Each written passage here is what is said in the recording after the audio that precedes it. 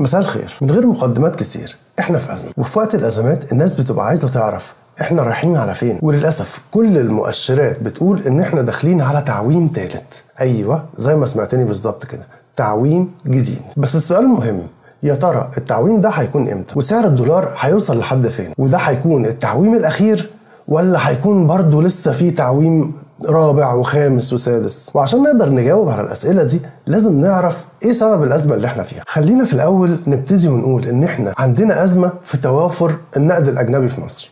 يعني من الآخر مفيش دولارات موجودة في مصر. دي الأزمة الرئيسية اللي احنا كنا بنعاني منها ولا زلنا بنعاني منها لحد دلوقتي. ورجعنا مرة تانية نسمع اليومين دول عن ان في سعرين للدولار، في سعر في البنك وفي سعر في السوق السوداء، والفرق ما بين سعر البنك وسعر السوق السوداء فرق كبير جدا. وده بعد الانفراجة النسبية اللي حصلت بعد تعويم الدولار الفترة اللي فاتت والموافقة على قرض صندوق النقد الدولي اللي هو ب3 مليار دولار. لكن احنا لسه بعد كل ده عندنا نفس المشكلة، مفيش دولارات كفاية، ولسه انت ما خدتش الشريحة الأولانية من القرض اللي هي حوالي 750 مليون دولار، ولسه بنعتمد على نفس المصادر الدولارية هي اللي هي السياحة وتصدير الغاز وقناة السويس وتحويلات العاملين بالخارج أو الودائع الخليجية، زي ما شفنا ان في وديعة من قطر بمليار دولار دخلت، وتمديد الوديعة السعودية 5 مليار دولار. لكن اللي بيزود الأزمة ان انت عليك التزامات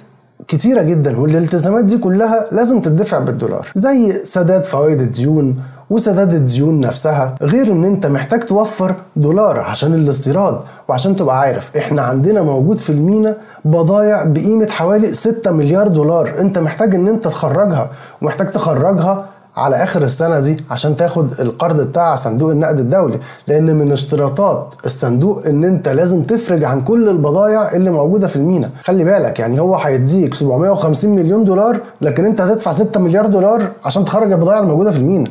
لكن البضايع دي مهمة جدا في الفترة اللي احنا فيها، لان ابتدى يحصل نقص كبير في المواد الخام ومستلزمات الصناعة، وهنا بقى فيه اختلال ما بين العرض والطلب بالنسبة للدولار.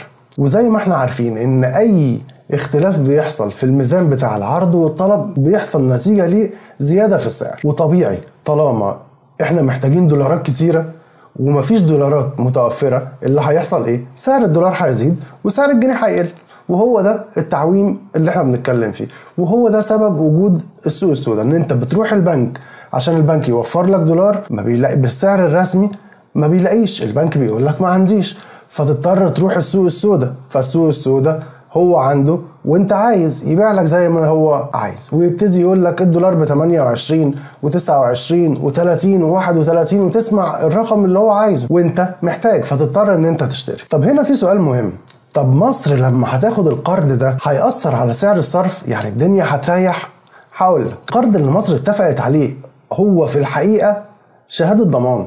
احنا مش محتاجين القرض ابو 3 مليار من صندوق النقد الدولي، على قد ما احنا محتاجين الشهادة بتاعة صندوق النقد الدولي ان احنا الاقتصاد المصري قوي. لان خلي بالك ال3 مليار دولار دول على 48 شهر هتاخدهم بشرايح، اول شريحة هتاخدها 750 مليون دولار. وزي ما انت شفت كده وزي ما انا قلت لك ان انت هتاخد 750 مليار دولار وتدفع قصادهم 6 مليار دولار افراج عن البضائع. فالهدف من قصة القرض ده مش الفلوس، مش ال3 مليار، لا، مصر متفقة على قروض تانية توصل ل9 مليار دولار، لكن مش هنقدر ناخد منهم اي حاجة غير لما ناخد القرض بتاع صندوق النقد الدولي ده.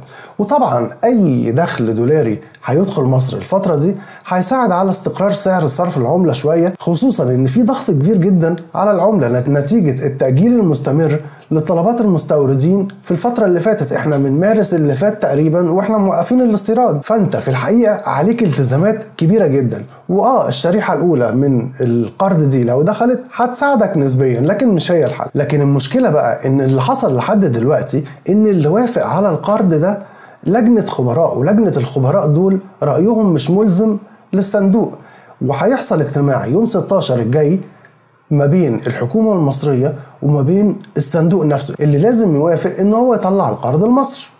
لكن من اهم شروط الصندوق التحرير الكامل لسعر صرف الدولار والافراج عن جميع البضائع الموجودة في المينا. وهنا الحكومة اتحطت في وضع صعب جدا، لان لسه ما فاتش شهرين على التعويم الاولاني والاسعار زايده جدا والناس في مصر بتعاني. معقوله هيرجع ان هو يزود سعر الصرف تاني ويعوم الدولار تعويم حر؟ لان خلي بالك احنا ال 24 وشويه اللي احنا موجودين فيهم دول الحكومه ساندة الجنيه، هي مش سايبه الجنيه، لا ده مش تعويم حر. تعويم الحر يعني هيسيبه بقى حسب العرض والطلب، وزي ما احنا قلنا اساسا احنا عندنا مشكله في العرض، احنا ما عندناش وفره في الدولار وعندنا طلب عالي جدا. فلو الحكومه فعلا وافقت وحررت سعر الدولار تحرير كامل، احنا ممكن نلاقي سعر الدولار وصل لمستويات ما كانش حد ممكن يتخيلها قبل كده.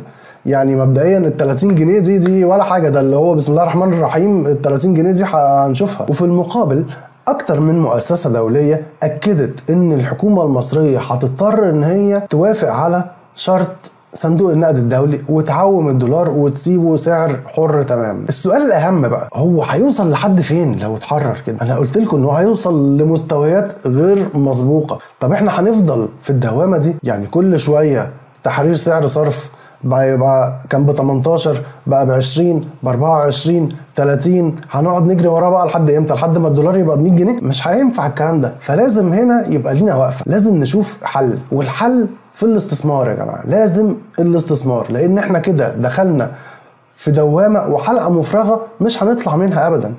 انت لو فعلا وصلت ان انت حررت سعر الصرف الدولار كامل، انت ممكن تلاقيه وصل ل 40 جنيه. انت متخيل يعني ايه يوصل ل 40 جنيه؟ انت شايف الغلا اللي احنا موجودين فيه ده هيبقى ولا حاجه يا جماعه، هنشوف ايام اسود من قرن الخروب لو الكلام ده حصل. لكن في جميع الاحوال كل الناس متوقعه وكل التقارير وكل الخبراء ان كده سعر صرف الدولار هيعدي ال 30 جنيه قبل اخر السنه.